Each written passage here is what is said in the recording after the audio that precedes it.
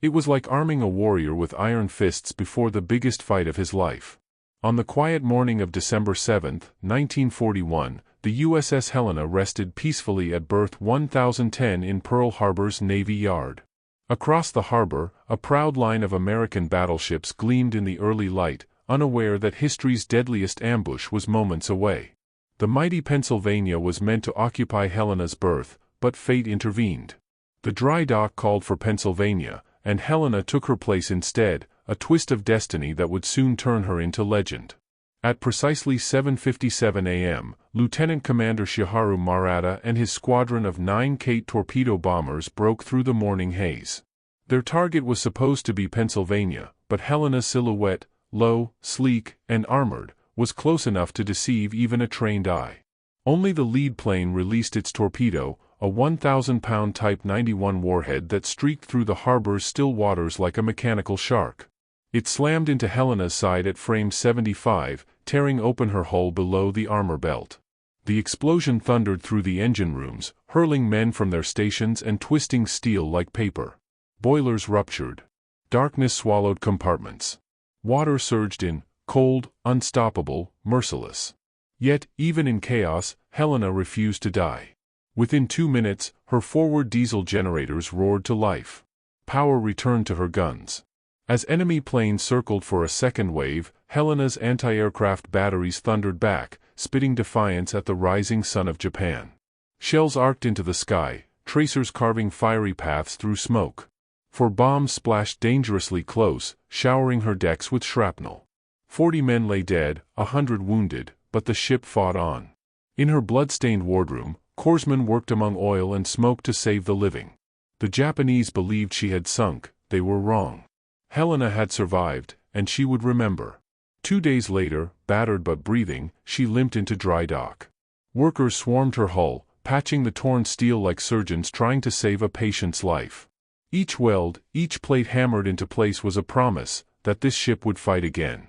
By January 1942, she crossed the Pacific toward Mare Island, testing every patch against the ocean's fury.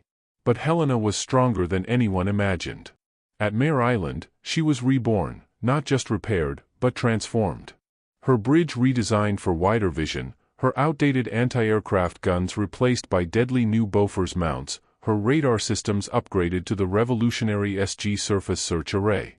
Helena could now see in the dark, detect enemies miles away, and strike before being seen. The sleeping survivor of Pearl Harbor had become a hunter. Under Captains Robert English and later Philip, her crew trained like men possessed. Day and night they drilled, learning every sound, every vibration of their resurrected ship. Gun crews loaded until their arms ached. Damage control teams practiced sealing breaches blindfolded. They were no longer a crew, they were a weapon. By July 1942, Helena was ready. As she passed beneath the Golden Gate Bridge, her sailors stood at the rails, saluting the horizon where vengeance waited. The machine gun cruiser was going to war. The Solomon Islands were a nightmare, a green hell where jungle, sea, and sky all tried to kill you. Guadalcanal had become the heart of that hell. Night after night, Japanese cruisers and destroyers roared down the slot, delivering men and shells to pound American positions. Helena joined Task Force 64 under Rear Admiral Norman Scott, one of the few commanders who understood that radar and speed, not armor, would decide these battles. He trained his ships to fight blind, to kill in the dark. Ironically, Scott chose the older San Francisco as his flagship instead of radar-equipped Helena, but fate would soon prove where the true edge lay. October 11, 1942. Midnight off Cape Esperance. Helena's radar screens glowed with distant echoes, enemy ships closing fast. Contact, bearing 277, range 27,000 yards. Radioman Robert Brown had spotted them first. The Japanese were sailing straight into the trap. But confusion reigned aboard the flagship, orders unclear. Helena's Captain Gilbert Hoover clenched his jaw as seconds slipped by. At last, a single ambiguous "Roger" came through the radio.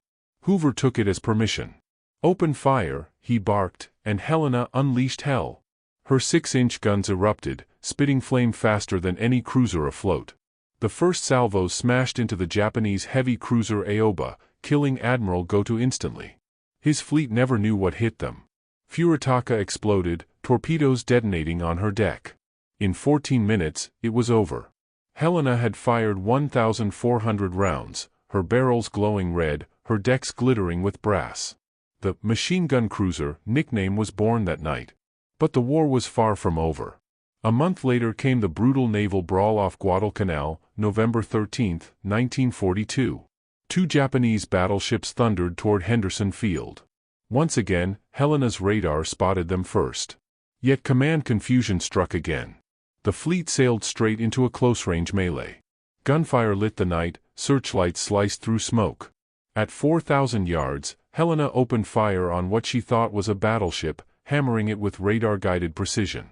When a Japanese destroyer illuminated her with a spotlight, Helena and every American gun nearby responded at once. The destroyer disintegrated under a storm of shells. The battle turned into chaos, ships colliding, friendly fire flashing across the waves, but Helena's aim never faltered. By dawn, two Japanese battleships were crippled or sunk. Helena's gunners had fired 1,500 rounds, her barrels ruined, her crew exhausted. But they had stopped Japan's advance cold. The months that followed were relentless. Disease, exhaustion, and ceaseless combat aged her crew beyond their years. The Solomons were unforgiving, malaria, heat, and fear gnawed at every man. Yet Helena remained their fortress and home. Between bombardments and night patrols, sailors held boxing matches, watched films on the fantail, or listened to Helena's Hottentots swing band play blues under tropical stars. They joked about spam rations and traded anything for ice cream when the machine worked. It was these small moments that kept them human amid madness. By mid-1943, Helena's luck, and her endurance, was running out. Her hull bore scars from countless battles. Yet when orders came for Operation Toenails, the invasion of New Georgia, she answered again. On the night of July 5, 1943, she steamed into Kula Gulf under a full moon, a fatal omen. Japanese destroyers awaited, armed with deadly long-lance torpedoes. At 1:57 a.m., Helena's guns roared once more, blasting the enemy flagship to pieces. But in doing so, her flash revealed her position. 50 torpedoes streaked toward her in silence. 3 found their mark. The first blew off her bow in a single blinding explosion, the next 2 broke her back. The cruiser that had survived Pearl Harbor was dying. Captain Cecil gave the order, abandon ship. Even as she sank, Helena's aft guns kept firing until seawater silenced them. The ship broke in 3. Hundreds were thrown into the oil-covered sea, clinging to debris under moonlight. Destroyers Nicholas and Radford braved enemy fire to rescue survivors through the night, saving more than 700 men. Others drifted for days, fighting sharks, heat, and hunger until coast watchers and native islanders guided them to safety. Some were rescued a week later, burned, dehydrated, but alive.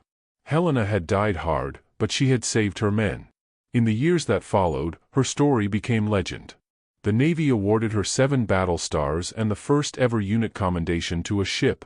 Her radar tactics reshaped American naval warfare, her courage became part of its soul.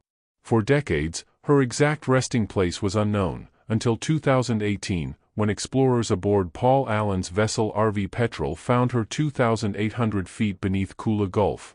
Her guns still pointed outward, as if guarding the deep. Today, coral grows over her hull. Fish swim through her broken decks. But to the sailors who remember, Helena never truly sank. She endures as a symbol of courage, resilience, and sacrifice, the ship that refused to die. They called her Machine Gun. And she earned that name, every shot, every battle, every life saved, until the very end.